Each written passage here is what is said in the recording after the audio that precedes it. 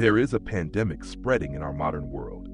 It does not cause fever, it does not cause coughing, and it does not carry the symptoms that conventional medicine can easily recognize.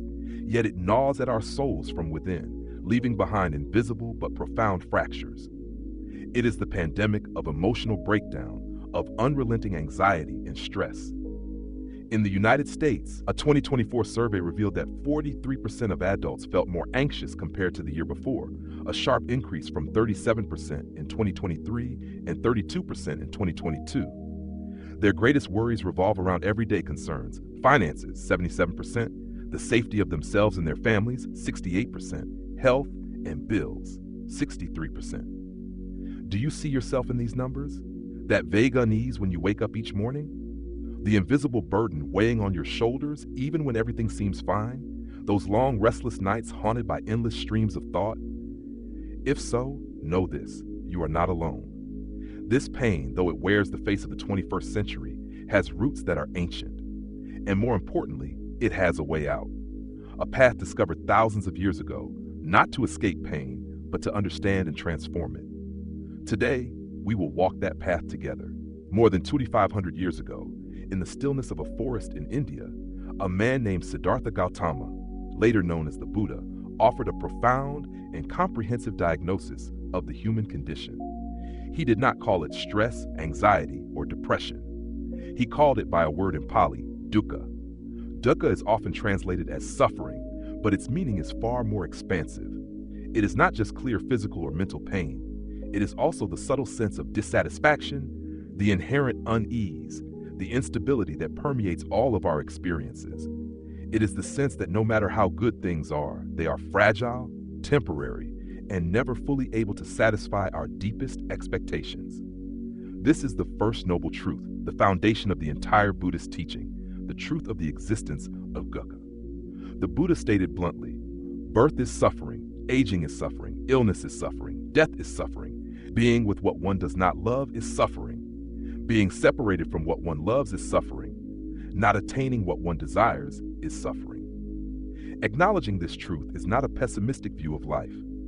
On the contrary, it is an act of courage and realism, like a patient facing a doctor's diagnosis in order to begin the healing process. Recognizing that the modern mental health crisis is not some strange new phenomenon, but rather a contemporary expression of the universal truth of dukkha can lessen our self-stigma. Your pain is not a personal flaw. It is part of the shared human experience. And here lies the most important part, the one that offers hope and strength. The Buddha taught that not all suffering is created equal. He told a famous parable known as the parable of the second arrow. Imagine you are walking through a quiet forest. Suddenly, an arrow strikes your arm. Pain radiates sharply. This is the first arrow.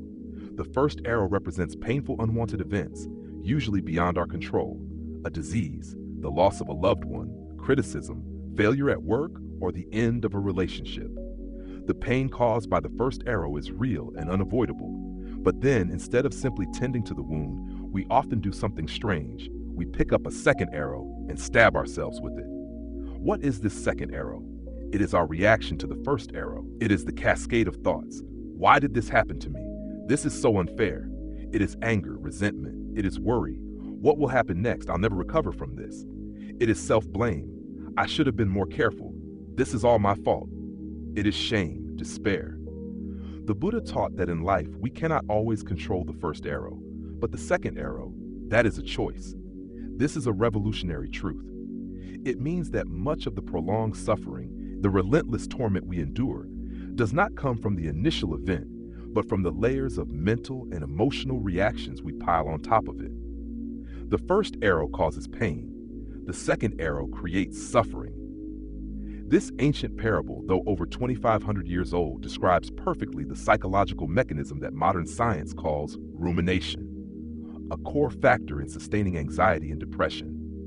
When we endlessly replay a painful event in our minds, we are shooting ourselves with second arrows over and over, preventing the wound from ever healing.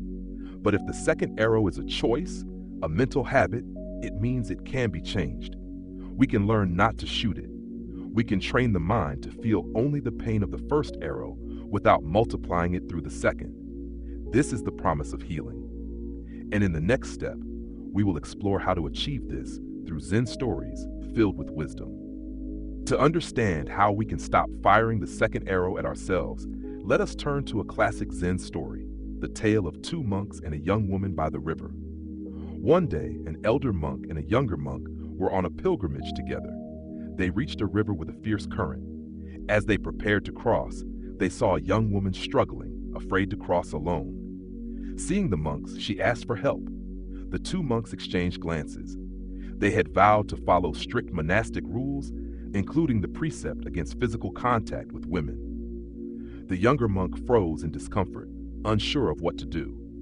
Without a word, the elder monk quietly approached, lifted the woman, carried her across the rushing river, gently set her down on the far bank, and calmly continued his journey. The younger monk was stunned. He could not believe what he had just witnessed. He hurried across the river to catch up, his mind boiling with judgment and frustration. He remained silent, but his thoughts raged. 1 hour passed, 2, 3. Finally, unable to contain himself, the young monk burst out. "Master, we are monks. We vowed never to touch women. How could you do such a thing? How could you carry her on your shoulders?"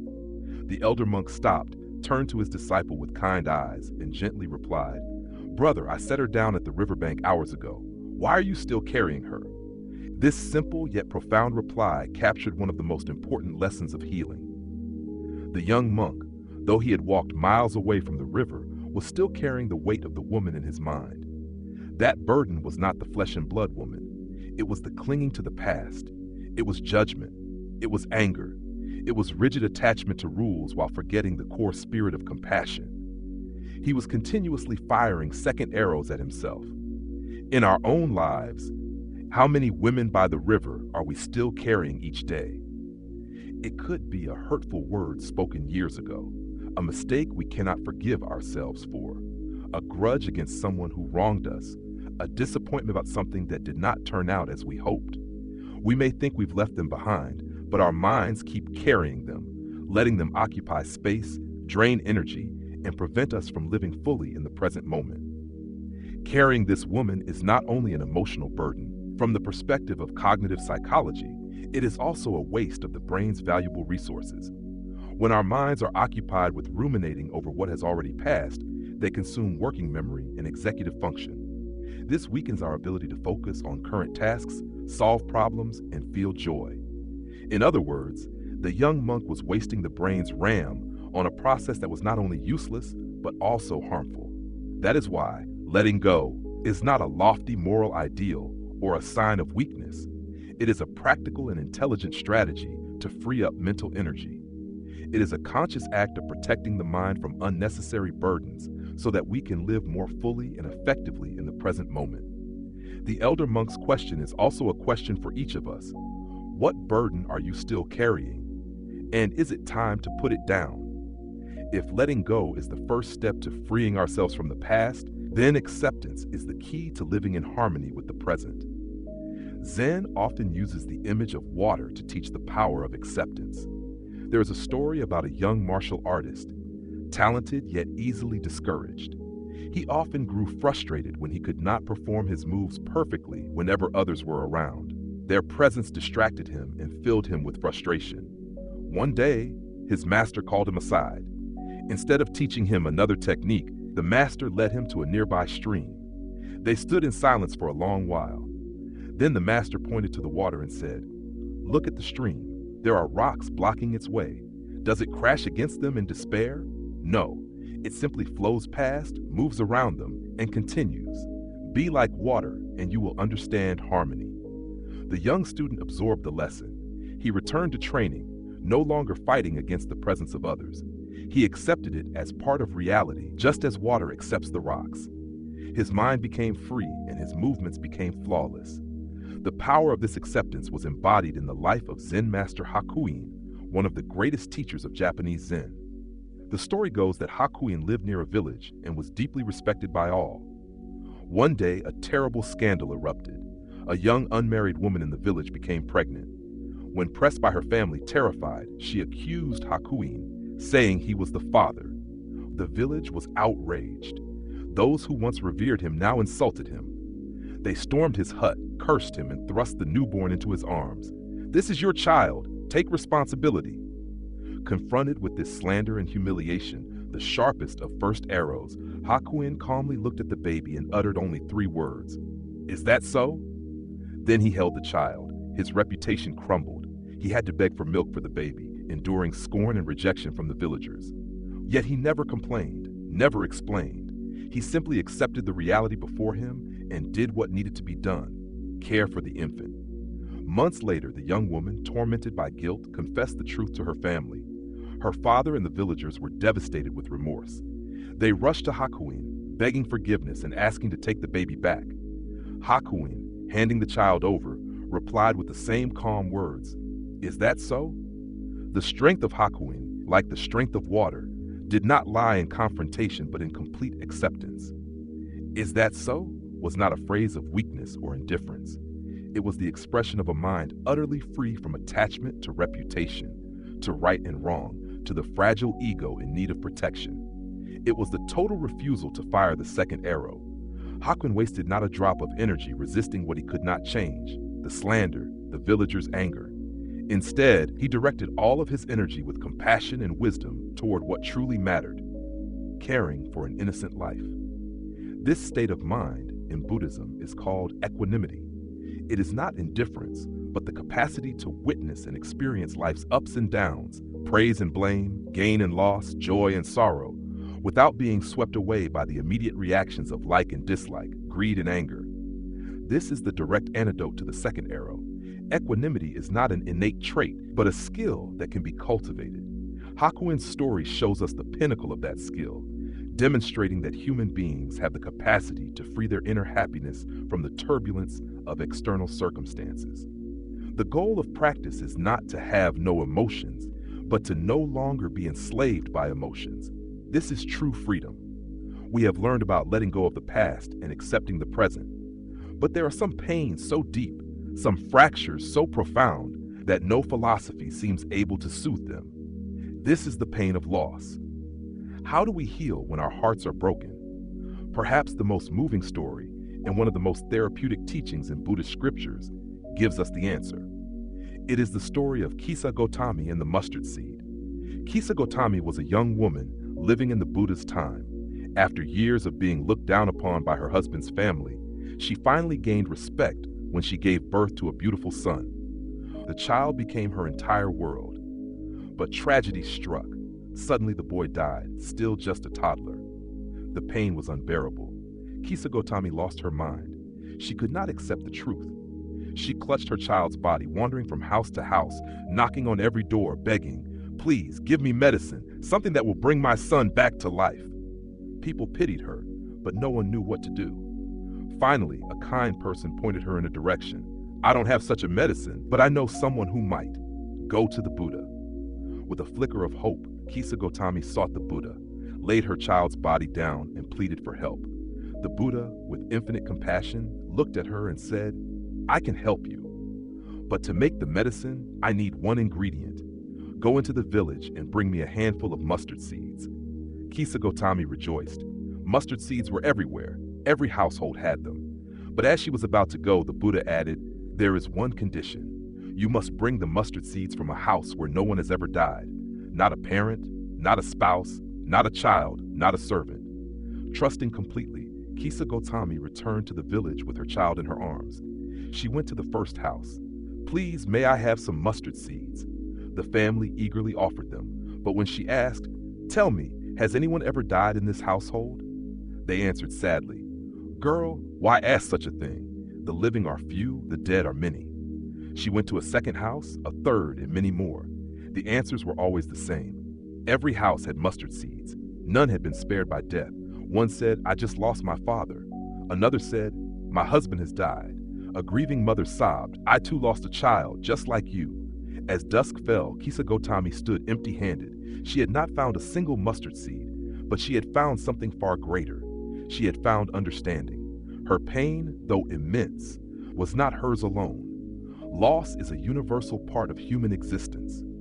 Her suffering was not a wall isolating her from the world, but a bridge silently connecting her to all humanity. That realization shattered the shell of her madness. Her mind cleared. She gently carried her child to the forest and laid him to rest. Then she returned to the Buddha, bowed to him, and became one of his enlightened disciples. The Buddha had not granted Kisa Gotami a miracle to revive her son. He had given her a miracle far greater, the miracle of compassion. The journey for mustard seeds was not an impossible task. It was a therapeutic process, brilliantly designed. By confronting her directly with the pain of others, the Buddha helped her heal the pain within herself. This method is a classic example of what modern psychology calls narrative therapy and compassion-based therapy. The Buddha did not attempt to erase her pain, something impossible. Instead, he helped her reframe the story of that pain. From being a personal, unique, unbearable tragedy, it became part of the shared human experience. When she listened to the pain of others, her focus shifted from my suffering to others who also suffer. That connection set her free. This is an immensely powerful lesson for our modern society, where loneliness and a sense of isolation can magnify every mental health challenge. Kisa Gotami's story reminds us that sometimes one of the most healing ways to tend to our own wounds is to open ourselves to listening to and understanding the wounds of those around us. The core practice of Zen is called Zazen, or seated meditation. Za means sitting, and Zen means meditation.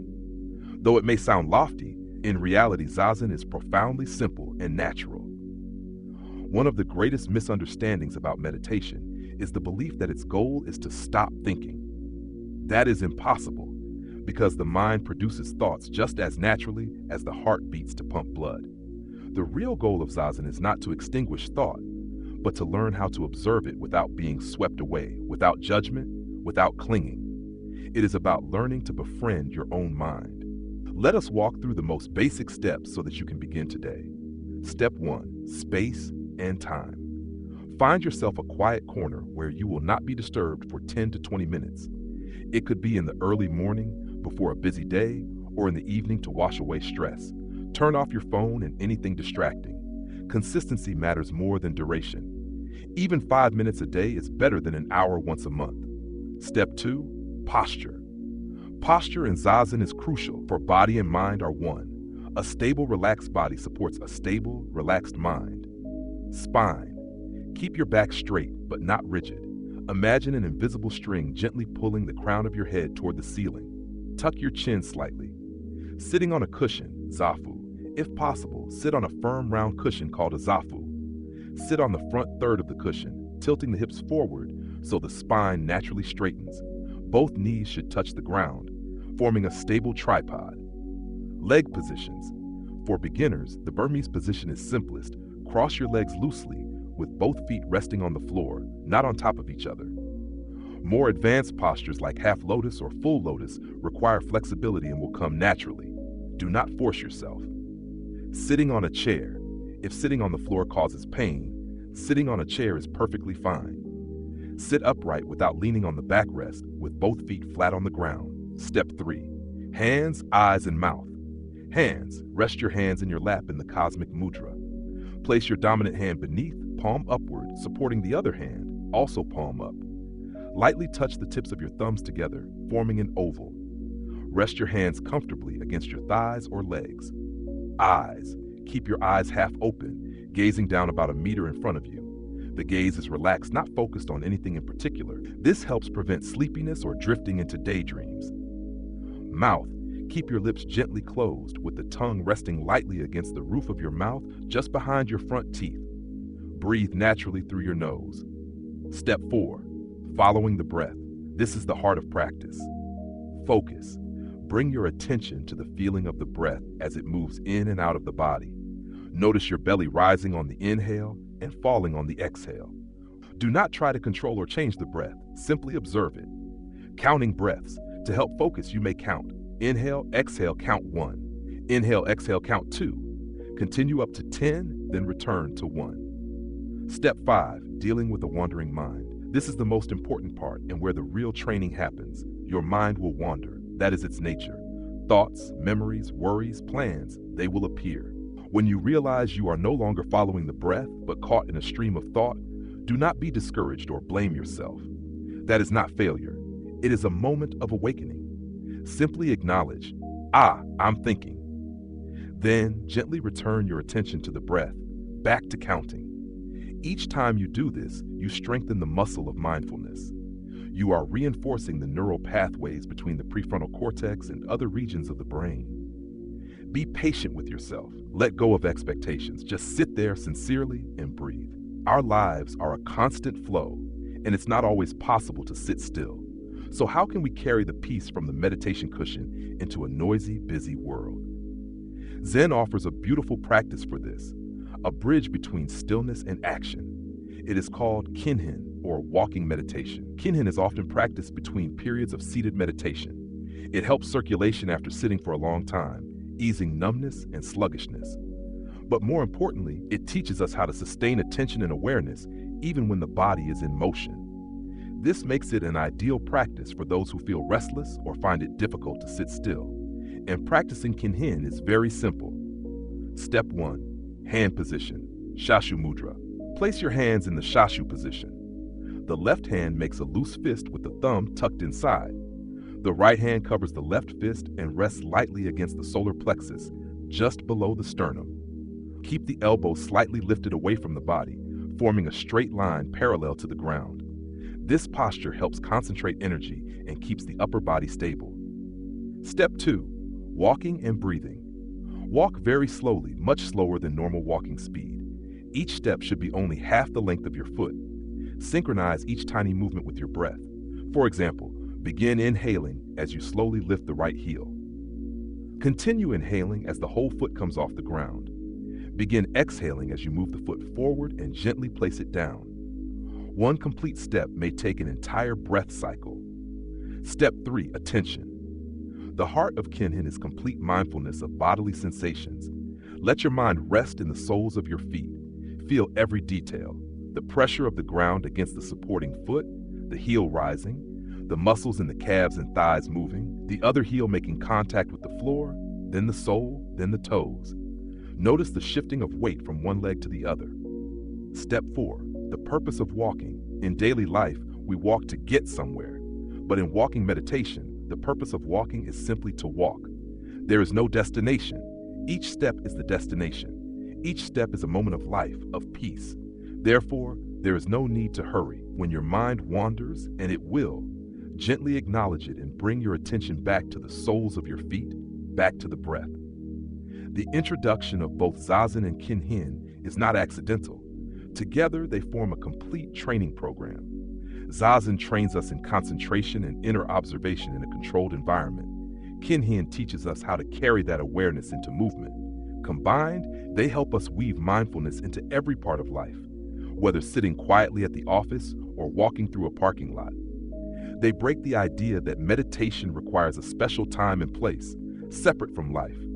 Instead, every moment, every step becomes an opportunity to practice, to return to peace. We have journeyed through stories of letting go, acceptance, and compassion. We have explored tools to train the mind.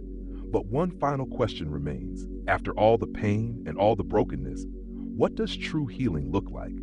Can we ever return to how we were before, as if there were never any cracks?